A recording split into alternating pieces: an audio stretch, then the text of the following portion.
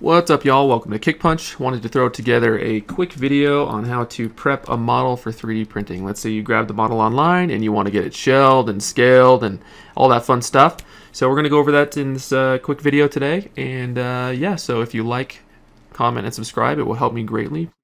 And get involved in this shenanigans. So thanks again for joining me, and we'll dive right into this. So you can see on my screen here I have this US Marine Corps Rifleman from World War II that I had modeled, that I've kind of been obsessing about over the last week or so. And if you guys have any feedback on the way this is looking, please let me know, because I'm kind of stuck in my own echo chamber. I've been looking at it too much, and I'm kind of blind to its quality. I think it's looking okay, but let me know. Anyway, so just to show you what I've got going on here, I have two subtools over here on the right hand side. I have the base here, okay, and I've run a subtraction mesh too of that guy's feet too, so he kind of fits right into this. You can kind of see his boot print right there. So I got this model right here, and you can see it's a high-res Dynamesh, so it's just like, I don't know, several million polygons. And then I have the character himself. He's still got his poly groups, but he's Dynamesh together as well. So everything's kind of connected topologically, and he is at roughly like 10 million polygons. The base is at, it looks like 15.5 million polygons. So first thing we're going to do is we're going to make sure that we are scaled properly. And that's very, very important, you know, because when you print it, you want it to be in the right scale. And so what I like to do is I just append another model here, and I actually have a 6-inch cube that I'm always grabbing. So scale cubes, and I have a 6-inch cube here. And if I bring that guy in, turn off solo, you can see everything's pretty large. You know, this guy's probably like, I don't know, maybe 3 feet tall in real world scale. So leaving our scale cube at its scale, we don't want to manipulate the scale cube, which I can show you as well, the topology right here. Each one of these polygons represents an inch. So 1, 2, 3, 4, 5, 6. And yeah, so I'm always using this guy. And maybe I'll put this on Drive and add a download link in the description below, so you can just download this model and don't have to make your own. Just knowing that in real world scale, 6-inch cube. So I'm going to mask this, okay, and then I'm going to go up here to scale with my, not the legacy transform gizmo, but the newer transform gizmo. I'm going to check this box here, and it's going to manipulate all of the visible subtools. Make sure that your masking is turned off on those, and we only have the bottom 6-inch cube fully masked. And now if I grab the yellow square on the inside here and drag to the left, it's a little bit finicky sometimes, I can scale this guy to fit within where I want. So I want this guy to be roughly, let's say, I'll turn on transparency mode so we can see through. I want him to be about 3 inches tall, maybe a little bit less. Hit P to turn off perspective, because that's going to help us. So just below 3 inches is where I want this guy, all right? And so we're good to go there now. I'm just going to do a save next and version up my file. And then from here, it's just a matter of, let's make sure that we get these things decimated, because a lot of slicing software can handle pretty good poly counts, but I like to decimate things down to a reasonable level before I send those over. So I'm going to try and just come over here to Z plugins and then over to decimation master. And I'm going to leave it at 20% for now and just hit pre-process all. So all of the visible subtools in the subtool, in the tool, is going to be pre-processed at this point. So I'm going to skip ahead real quick because it's going to take a little while. Okay, so the pre-processing is done, and it took, looks like it took about 8 minutes. And so it pre-processed both of these visible subtools, and now we're going to come back to Z plugin and say decimate all visible subtools. This process is usually going to be, it's quite a bit quicker. It's usually going to be like a couple of minutes. Or maybe less than a minute is what I would say.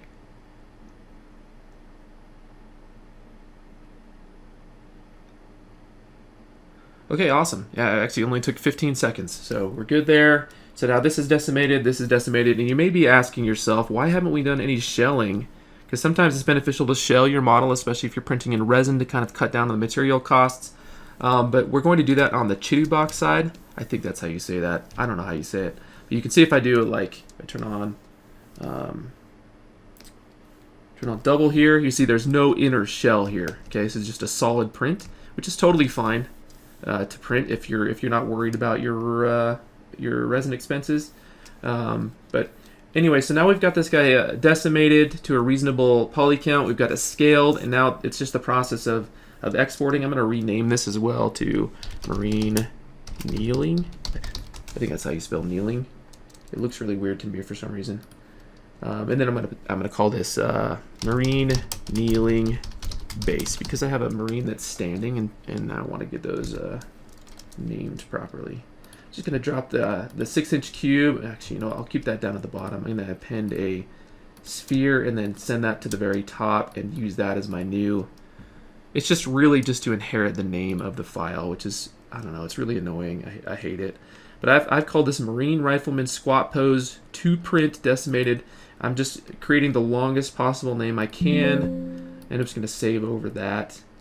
So now the sphere it doesn't do anything. It's not going to come out or anything. It's just gonna be there just for the name. And if you want to get that out of the way too, you can just you can like come over to deformation and then do like a scale. Just scale it down, and just like maybe move them, turn off all subtools here, and just kind of get it hidden. So anyway, I like to do that for my naming and keeping my subtool clean, and then it's just a matter of exporting the kneeling base here. I've got a 2-print folder kneeling, and I'm going to call this base kneel. Just overwrite this guy, and then the Marine kneeling is going to be Rifleman kneeling. We'll just leave that one. Okay, I've got those exported. We're going to pop open Chitubox here. And that is my preferred slicer. This is how we're going to optimize this and get it all ready. Whether to restore the last autosave project, I don't know what that means. Okay, sorry, having some weird software bugginess. Okay, but I finally got open. All right, so now we're just going to open up the files and bring those bad boys in.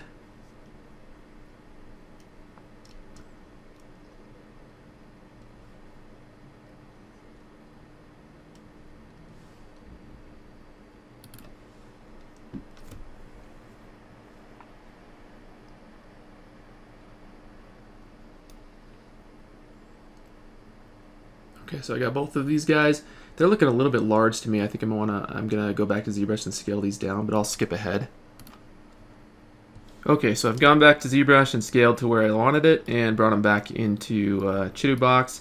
And so I've also, you can see I brought in my rifleman, the standing position as well as his accompanying base too. So I'm just gonna print these all together, a little less back and forth. So I'm gonna hold Control and just select all of these guys and then rotate them up like so. Get them kind of in a standing position and then start laying these all out. So just make sure you unselect them and kind of just click and drag and move them so they're not overlapping each other and or going off of outside of your build area. Okay, so I've got these guys in a good spot, and you're probably wondering, you know, why didn't you shell on the Zbrush side? Well, because I hate it, and it takes a super long time to have it calculate the inner shell, whereas if you do the shelling here in Chitubox, it's like almost immediate. It's incredible. So I want to shell these two guys. I'm not as much worried about the bases. I'm not gonna, you know, it's not gonna do a lot if I shell these. But for the characters, I've got these two guys selected. I'm gonna go over here to hollow, and I like to crank my wall thickness to about, you know, like a high 2, like 2.7 is probably fine, and just hit start, and it's gonna go through both of those models. And again, this same process could take you, and maybe I'm just doing it the antiquated way in Zbrush, but this same process would take like an hour, just sitting here watching it calculate the shells for these guys. But you can see right now it's been 15 seconds and it's already basically done.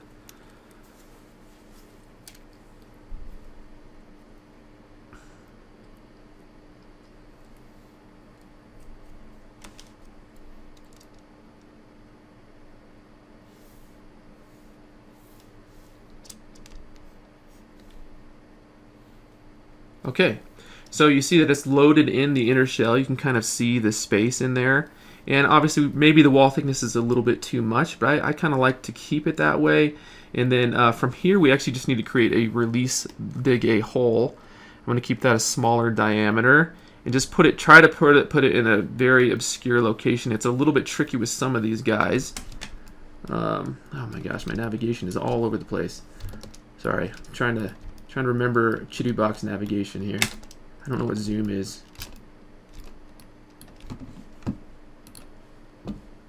Okay, surprise, surprise, I found out that mouse wheel is zoom. What a headache. Okay, so try to find a obscure location. I hate doing this because I don't want to ruin the model, but I'm just going to put it right here. This isn't to be silly. This is just probably like the best place. Well, maybe in the backpack. We'll try that. Or in the...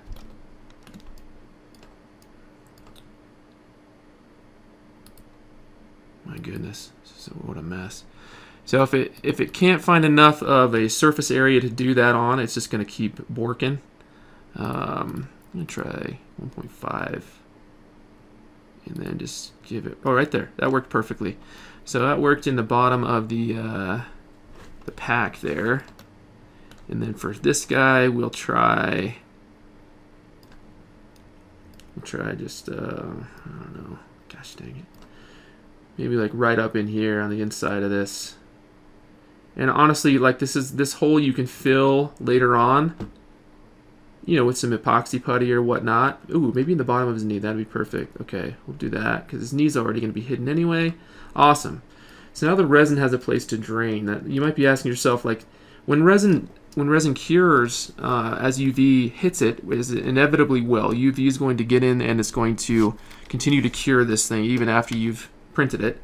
Resin has a tendency to expand, and so if there's nowhere for air to escape on the inside of your part, or resin itself, sometimes it can cause your part to split. And that's another reason why I try to keep my wall thickness pretty thick, because I've had several parts just kind of blow apart. Like eventually I'll just wake up one day, I'll look at the print and it'll like have basically blown up because I didn't create a release hole for that. So just remember that's an important part.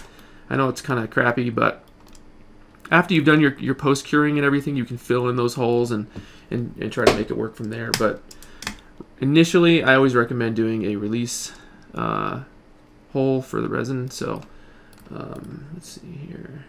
So I'm going to make sure all of these are selected and come over here to the support tab. And it's going to scoot them up off the build plate just a little bit. As you can see, it kind of pops them up. And why these things are red, I'm not entirely sure. This is kind of an outdated version of Chitubox. I really, really desperately need to update, so maybe that's the issue. But we'll get these supports on and maybe it'll make them a blue color. Okay, yep, it looks like it worked. Okay, so now all we have to do is hit auto support. I usually stay with the middle, and what this is referring to is like the middle amount of supports that you can, the medium amount of supports. You can do a light as well, but I don't recommend. I usually just leave it at the default and just hit auto support.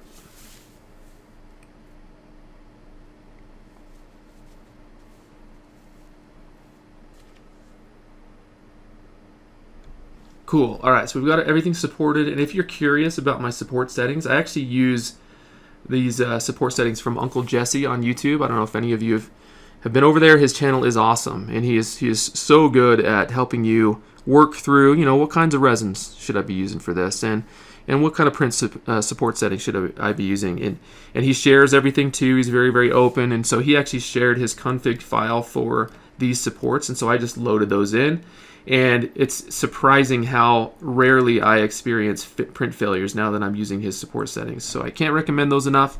Head over to Uncle Jesse's YouTube channel. I'm not sponsored or anything, just so you know, but just go get it. Go get it. That guy's awesome. All right, so I'm seeing right now that one of these supports is kind of going through the top part of my base, so I'm going to move this guy over. Whoops, I'm not in dig hole mode anymore. Okay, so now separate these all out a little bit, and we are ready to rock. So we're going to send these off to print now. So we've got everything scaled, or decimated, shelled, and supported, and it is ready to go off to the printer. So I'm going to save, and this is just saving your working Chitubox file. This can be a little bit confusing. This is saving our working Chitubox file. So anytime we're adjusting supports or shelling or do anything, we're going to be using this file. We have to output a completely separate file that is sliced and ready for the printer. So from here, I'm going to click this slice button. It's going to take a little while to go through the slicing operation or to move it into that window. Okay, so now we're in the slice mode, and you can click and drag this slider to show every single layer that you're going to be using. And it looks like there is a total of 1,726 layers, and you can scroll all the way down and see how those work. It's kind of cool looking. But from here, all we have to do is hit save. And remember, this is the file that's going to go on your USB that is going to be in the printer, that the printer is going to be reading. Rifleman. And I'm just going to call this Marines. All right, we're going to hit save, and this is going to export a CTB file. It's going to stick it on that flash drive. Should be fairly quick, usually a couple minutes. Okay, awesome. So now it has exported the file. I'm going to take out the flash drive and send that off to print, and I'll show you the results.